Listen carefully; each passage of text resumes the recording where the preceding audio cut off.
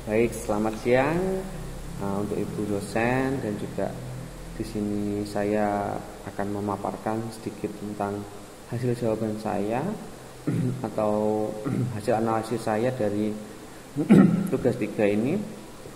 Yang di sini itu saya diminta untuk mencermati dan juga menganalisis tentang sebuah jurnal. Dan kemudian ada 2 poin pertanyaan yang diberikan. Dan jurnal yang diberikan itu dari Journal of Adventure Education and Outdoor Learning. Nah, jadi jurnal ini memiliki judul Scoping Review of Research on School-Based Outdoor Education in the Nordic Countries. Nah, penulisnya adalah Kari Beach, Raymond, dan Elizabeth Inverson. Jadi di jurnal ini itu menjelaskan beberapa hal dan juga memiliki beberapa poin-poin penting yang perlu dipaparkan. Dan itu tertuang di dalam poin pertama, yaitu saya disuruh untuk memaparkan tentang hal penting apa yang saya temukan dalam artikel tersebut. Dan di dalam poin 1 ini juga saya akan menjelaskan sedikit tentang paparan dari jurnal yang diberikan. Nah, jadi di jurnal ini ada beberapa hal yang perlu diperhatikan dan ada beberapa hal yang penting. Yang pertama yaitu tujuan dan ruang lingkup penelitian ini.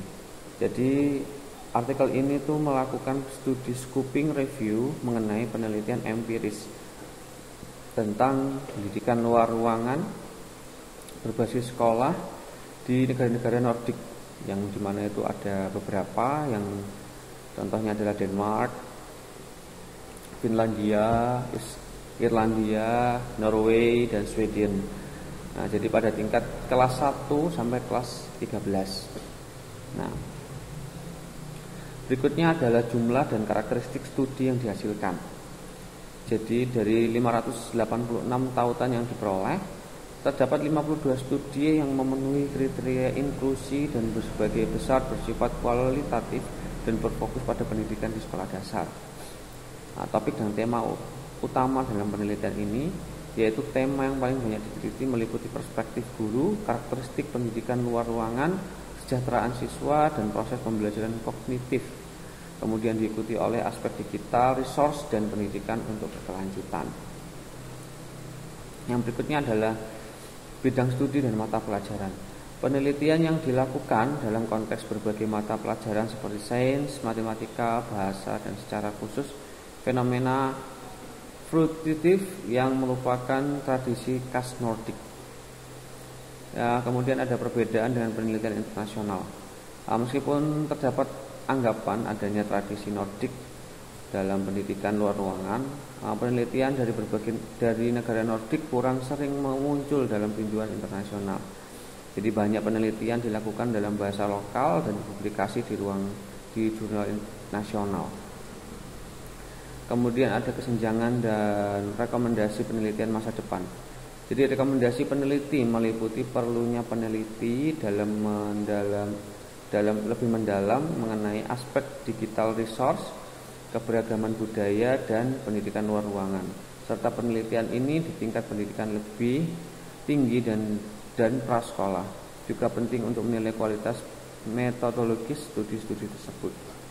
Kemudian ada karakteristik umum penelitian di Nordik. Jadi mayoritas studi bersifat kualitatif, berfokus pada kegiatan di lingkungan sekolah dan melibatkan perspektif guru serta aspek emosi dan kesejahteraan siswa.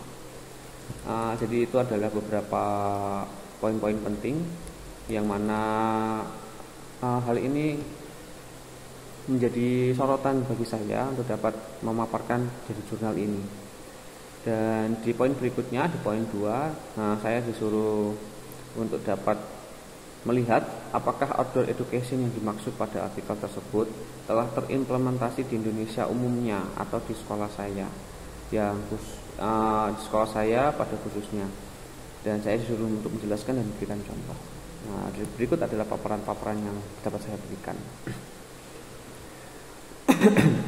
Jadi dalam artikel tersebut, outdoor education, pendidikan luar ruangan, yang dimaksud merupakan kegiatan pembelajaran yang dilakukan di luar lingkungan kelas, seperti taman, hutan, kebun sekolah, taman kota, dan tempat alami lainnya yang diajarkan langsung oleh guru sekolah dalam rangka mendukung proses belajar mengajar.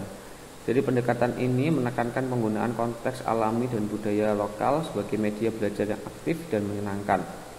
Di Indonesia, termasuk di sekolah saya, itu implementasi outdoor education secara umum memang mulai berkembang. Meskipun ada belum merata dan mungkin belum sepenuhnya sistematis, tetapi kegiatan ini tuh biasanya dilakukan dalam rangka yang meningkatkan kompetensi, kreativitas, dan pengalaman belajar siswa secara langsung di luar kelas.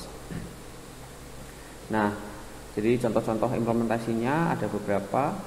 Nah, jadi contoh implementasinya yang pertama itu adalah kegiatan berkebun dan mengelola taman sekolah.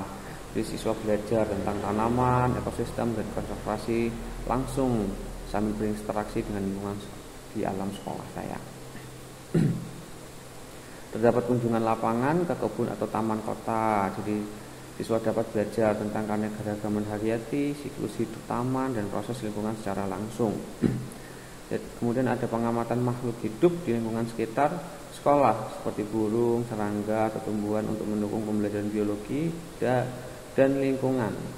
Kemudian ada pelaksanaan kegiatan fisik atau olahraga di luar ruangan seperti lari, permainan tradisional, atau kegiatan pendidikan kesehatan melibatkan alam sehingga anak secara aktif belajar dengan suasana berbeda dari kelas. Kemudian ada perbedaan dan tantangan. Implementasi outdoor education di Indonesia ini mungkin belum sepenuhnya terstruktur dan integrasi dalam kurikulum nasional seperti negara Nordik.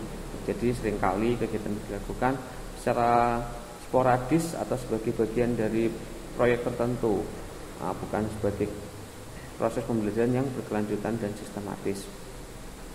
Jadi simpulannya adalah meskipun tidak selalu secara resmi diorganisasikan sebagai outdoor education, seperti di Nordic countries, kegiatan outdoor learning juga mulai diintegrasikan di sekolah.